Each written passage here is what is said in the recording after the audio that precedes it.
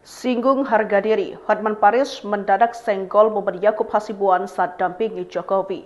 Seperti diketahui, Yakub Hasibuan menjadi pengacara Presiden ke-7 Republik Indonesia, yakni Joko Widodo dalam kasus dugaan ijazah palsu. Dalam beberapa momen, Yakub tampak mendampingi Jokowi termasuk saat pemeriksaan berlangsung. Yakub Hasibuan mendampingi Jokowi diperiksa penyidik terkait kasus ijazah palsu di Barreskrim Polri pada Selasa 20 Mei 2025 lalu. Namun rupanya hal itu justru memantik reaksi dari Hotman Paris yang merasa sedih.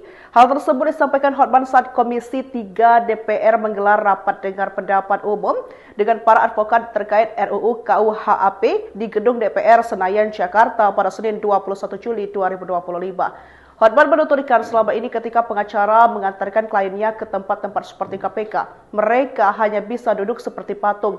Dia menyebut kondisi itu membuat pengacara tidak memiliki harga diri. Yang pertama adalah waktu saya melihat Jokowi di BAP di Polda, pengacaranya duduk di belakangnya. Itu sangat menyedihkan.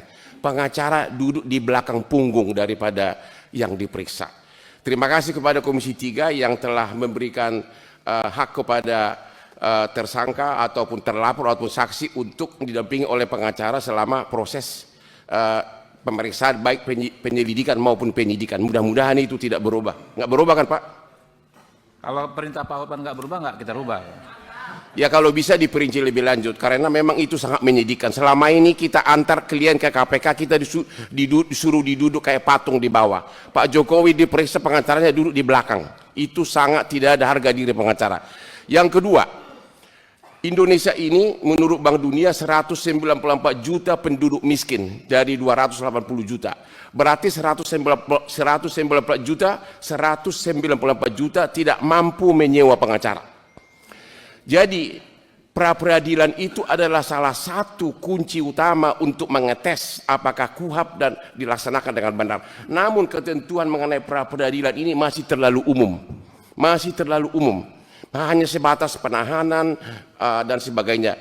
Harusnya ada pasal yang jelas-jelas mengatakan bahwa salah satu alasan pra-peradilan adalah apabila hak tersangka saksi sesuai dengan ketentuan perundang-undangan dilanggar dan pelanggaran KUHP berhak mengajukan pra-peradilan. Itu akan sangat membantu untuk rakyat miskin terutama. Ya. Yang berikutnya adalah mengenai penyelidikan maupun penyidikan. Penyelidikan adalah ajang paling bagus bagi penyidik untuk cari rezeki. Yang datang ke Kopi Joni itu adalah kalau dia sebagai pelapor dalam penyelidikan SP2HP keluar, kasusnya dihentikan. Kalau dia sebagai terlapor langsung jadi tersangka dan tidak ada upaya hukum. Karena kalau masih dalam penyelidikan tidak ada upaya hukum, tidak boleh pra-peradilan. Pertanyaannya apakah penyelidikan masih perlu?